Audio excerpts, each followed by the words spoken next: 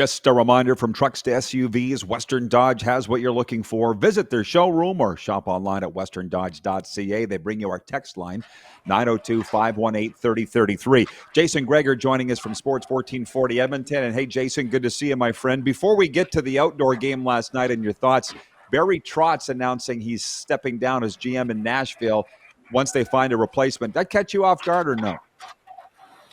Yeah, a little bit. A little surprising, but obviously – there's something going on when you consider the timing of this that, hopefully it's nothing, family related. He said he would stay on board, but, maybe there's some different of opinions in the organization.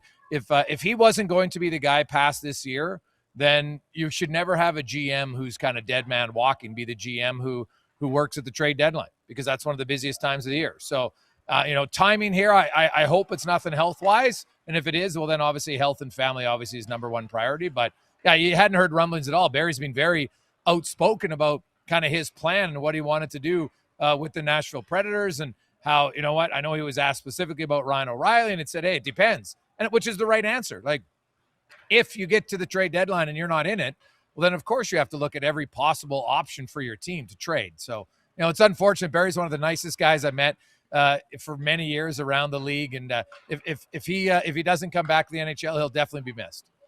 Right. Well, as you say, one of the most respected men in the game. Probably more to the story, but we wish him well. Rich in Edmonton writes in, he says, the Gregor Show makes that long commute from downtown home to St. Albert much more bearable. So you got fans here, Jason, which should come as no surprise to you. But the outdoor game in Tampa last night, what did you think? Our viewers are calling it a circus. I said, hey, who doesn't like circuses? What'd you think?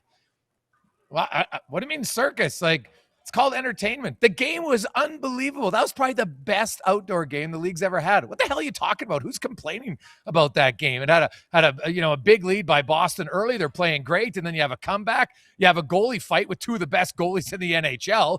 You know what? That game had everything. You have John Cooper, who, if there was an award for best dressed in the NHL, Coop's winning it last night. Like, that was unreal. You know what? That looked like a young Rod Pedersen back in the 80s with that much chest hair showing and shirt unbuttoned down to his navel. But I loved it. I thought everything about that game, like, are people complaining because there is you have musicians and stuff? It's supposed to be a spectacle. That's what makes it different. I loved it. I thought it was the best outdoor game the NHL's ever had. Well, Wilfen Steinbach specifically is the guy, and he thought that the goalie fight was staged. And I said for two reasons it wasn't. Number one, Vasilevsky saw Bob do it 2 weeks ago and get all the pub. And so he's waiting for an opportunity. And number two, the second that Swayman came out and blocked the Lightning player, Vazzy was going to jump in. There was nothing staged about it. No, not staged at all. The blocker is a weapon, man. Like, yes. To me, if you punch a guy with a blocker on, that should be extra penalty. I'm being honest. There's way more damage. Like, that thing is like a brick when you hit someone with it. Now, and the one thing, like, Vasi could throw lefts pretty good there. So it was, I didn't mind that at all. And, hey, he's a big dude, man. So I give Swayman credit. Like, Swayman didn't hesitate at all to go out there and do it. And staged or not, who cares? It was entertainment. I loved it. It was a great game. Yes, it was. It was. And the other thing that was nice, because it was about 16, 17 Celsius for the Miami game. There was a lot of bitching about, that's not a winter classic. It was cold-ish in Tampa last night. Did that come across on the TV? Well, yeah, like cold for out there for sure, right? Like, you look at in Charlotte, they're not even allowing fans at their AHL game this past weekend because no one can get there. Like, these communities aren't built. They're not used to it. I know Canadians like to act like we're all tough, and trust me, like, I hate -30. Rod, you live in Saskatchewan. No one loves -30. You just know how to deal with it. Now, -20, whatever, I can wear a T-shirt. But when, weather like that adds to it for sure, I had no problem with it. And, the fact that earlier this year they had it in markets, I've always said the outdoor game is mainly for the home team and their fans to get to experience it because it's a different experience. And so when they have it in different markets next year, like, it doesn't have to appeal to everybody. Right. Once people get over that, it's like the same people who whine every year. Oh, the Australian game isn't competitive. Yeah, no bleep, Sherlock. Of course it isn't competitive. It isn't supposed to be. Viewer Brent writes in, he says, I thought it was a fun game to watch. Tampa wouldn't have come back if it wasn't for the penalties, though. Well, they were deserved for sure. Just Ted in Red Deer writes in, he says, I'm so old, I remember when the Russians wouldn't fight. Now the Russian goalies are chucking knuckles. I love it. Let's pause for a second and observe that. That's an amazing observation. It is back when they left the ice against the Broad Street. But now that They're was a going different time, home. and They're going home. and but they did come back, and to me, like, hey, Russians have always been tough, man. To have to grow up and endure in that society, and then to come over here, a totally different culture shock. Like, there's not many Canadians, like, you have to go play in the U.S. It's not that much different, right? Like, it's, guys who go play in the KHL, I talk to Canadians all the time, or Americans who go there. It's a vastly different lifestyle. So, something to be said about it. But he is bang on. They weren't chucking knuckles back then. Not necessarily that they weren't tough. They just didn't know how to do it. We were stopping pucks. And these guys are pretty good at it too. Bob and Vazzy, two of the best in the game. Yeah, I love it all. Yeah. I love it all. Okay, so just one thing to the Oilers, because God knows you talk enough Oilers, but with Calvin Pickard, Chet's his brother, Calvin getting put on waivers this weekend, was it as simple as he was the third out of the three and somebody had to go? Yeah, it's that simple. The timing is interesting. You do it now because if you get, I think this is a situation where you can't send the roster freeze obviously on Wednesday, and you don't want to send Pickard down there. Like, this is going to be tough if he has to go down to the minors. I wonder if they'll just give him some time to not have to report and take a week off, because most of these guys had trips planned with their families, right? So that'll be the one aspect that's difficult. And who knows, maybe he'll get claimed by somebody. I don't think it's a lock. I think it's a decent possibility when you look at some teams and their goalie concerns, for sure. So we'll see where they go from here. But yeah, it just came down to, Rod, that they were going with Ingram and Pickard. Or sorry, Ingram and Jari. Yeah, from the bar flies writes, and he says, wouldn't Tampa be screwed if Vasilevsky took one on the chin and sidelined with a concussion? Well, he didn't, so don't worry about it. That same Rich in Edmonton writes, and he says, the Oil needs to stop giving up so many grade A chances, but Jari seems to be out of position. I didn't even get it out of my mouth. You have thoughts on that? Dude, they've allowed 25 goals in the last 5 games. Somehow they've won 3 of them. Offense is never the issue in Edmonton. It's defense. And guess what? It's defense of their best players. They're giving up too many goals against when their best guys are on the ice. Tristan Jari, he's made 4 appearances in those 5 games, Rod. And he's allowed, and I'm just talking 5-on-5 numbers, and he allowed 10 goals, but he's still a +3 in goals saved above expected. Like, what? That means he's making that many saves because they're giving up too many chances. And he said it after the game, right? Like, they're giving up too many quality chances. Like, Edmontonians and Oilers fans need to wake up. If you're going to blame goalies again, hi, Stuart Skinner says hello. Y'all wanted to blame him for everything. It's only Stuart Skinner, only Stuart Skinner. Well, Stuart Skinner's not here. And, magically, their goals against hasn't suddenly changed. It did for a while when the team played well, and Edmonton still has that tendency to want to get loose. Now, you want to get loose defensively in January, that's fine, right? They've proven that they can be sound defensively in the playoffs, and you do need your goalie to win you some games. Skinner did win you some games. He had a few tough games as well, no debating that, but overall, the number one issue on the Oilers has been consistency defensively. When they play it, and they've proven they can, then they're really hard to beat. Because if you play a patient game, Rod, eventually you'll get a chance to score, and McDavid and Draisaitl are 2 of the best in the league. There's no team that has a 1-2 punch in the NHL like them. So if you commit to playing sound defensively, eventually the chances will come your way. I'd take those odds. And Edmonton's done that. Like, watch them beat Vegas and Dallas in the playoffs the last few years, right? They play good defensively, and then they just outscore them. But right now, they're playing leaky defensively.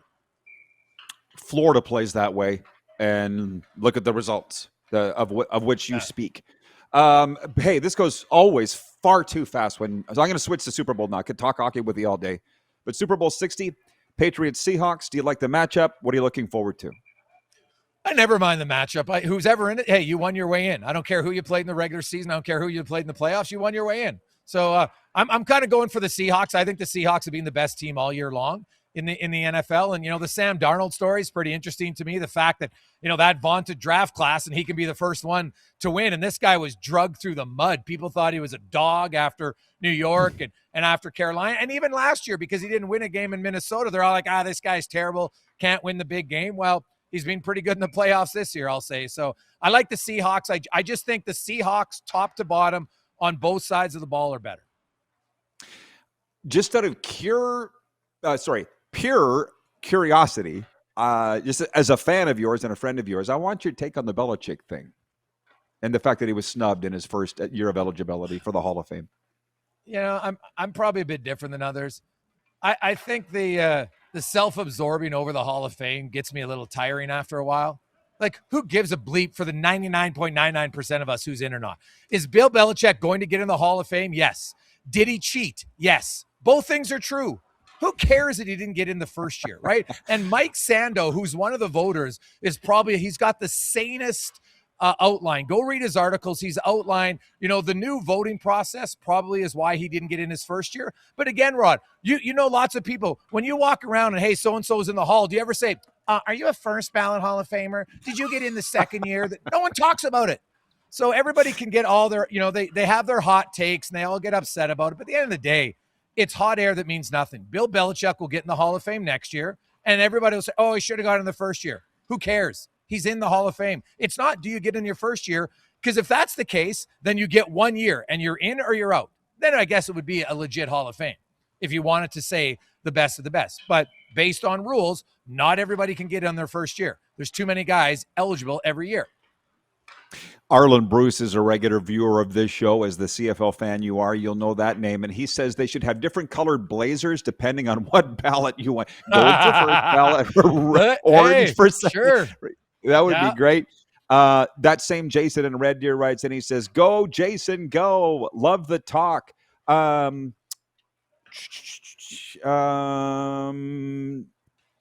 Yeah, okay. Well, I'm just a few things. Number one, last night in the press box, you might have seen me saying this earlier in the football stadium. They're saying it's the same old Patriots, and that's a boring story in this Super Bowl. I don't agree with that.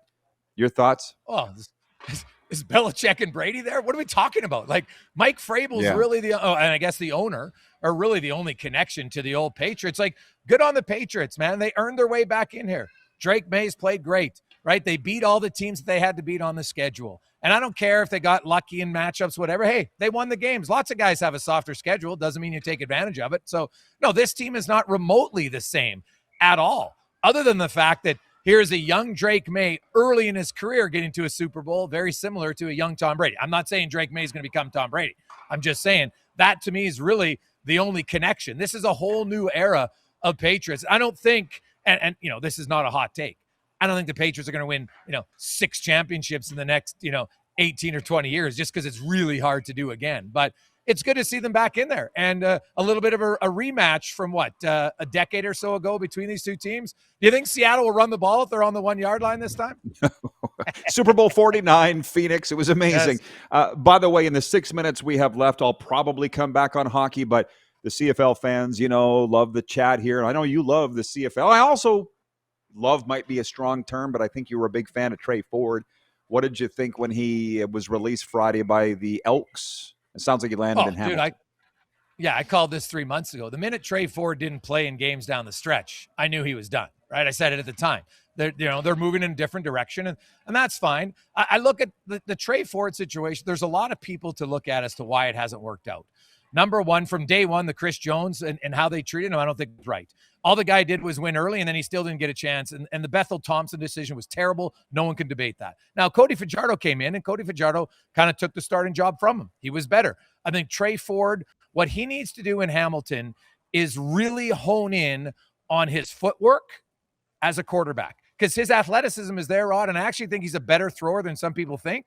He doesn't have a cannon of an arm, but he doesn't have a dud of an arm. His scrambling ability is world-class. He might be the fastest guy in the league, so that's going to help. Learn under Bo Levi Mitchell, learn under Milanovic, and really learn how to develop the technical side of a quarterback, and I think he can play. I think way too many people want to quickly throw guys out. You cover the CFL for years. Go back and look at Anthony Calvillo's first 5 years in the league, right?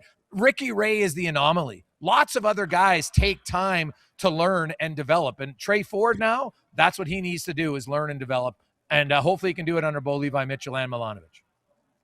It's amazing. Anthony Calvillo will tell you he was awful his first few years and was lucky to hang on to his job, which, by the way, that's the thing with Sam Darnold. Back to the Super Bowl, I'm getting a real bang out all the Jets fans, pundits, media saying, oh, we should have held on to him. The lack of patience, and it's not just in the NFL, but I think they're the worst.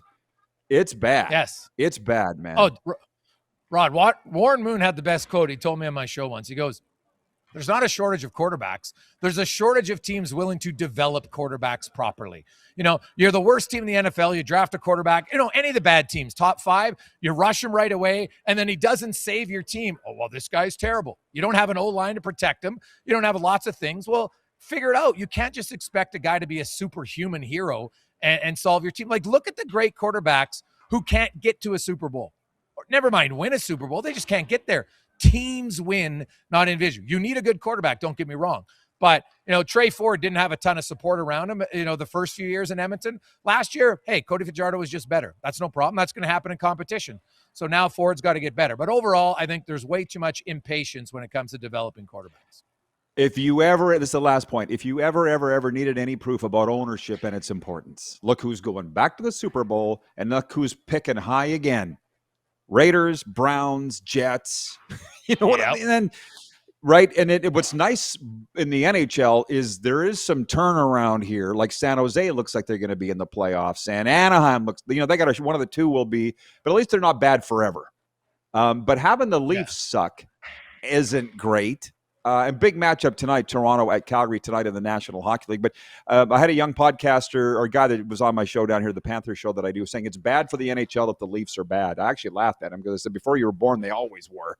But they'll be coming through the West. Yeah, that's not new. But how do you feel about their suckiness? Well, I'm not stunned overall. Their goaltenders hit a lot of errors for them last year. You lose a 100-point player. You can't replace him with a bunch of pieces and think that it's all going to work. That wasn't going to happen. And then they had some injuries, and I've always questioned the grittiness and the toughness and the commitment of their core. And I don't think that they have it. And I think this year's shown it. So Brad Treliving is going to have to make some tough decisions. Is the league better with Toronto? It's always good to have a villain, no question about it. But I don't buy that the league can't function for 1 year. Like if the Leafs are terrible for a decade, sure, that's not good. But it's 1 year, right? And hey, they've survived many times without the Leafs. What have they won? How many times have they won 2 rounds in the playoffs, Rod? I had hair the last time they won 2 rounds in the playoffs. So let's 20 plus years. 20 plus years. You answered you answered your own question.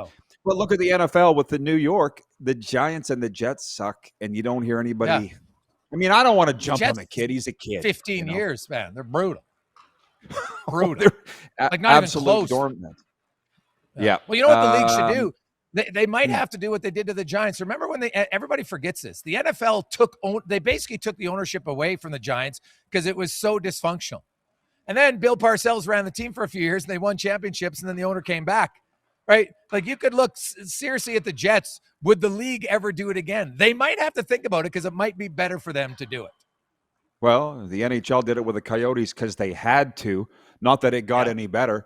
But it is also nice, by the way, when Utah came in through here last week. And it's nice that they're actually relevant, to be honest. I really don't like that they've been allowed. Great owner. Yeah. Great owner. I don't like that they've been allowed to. Did I see his what?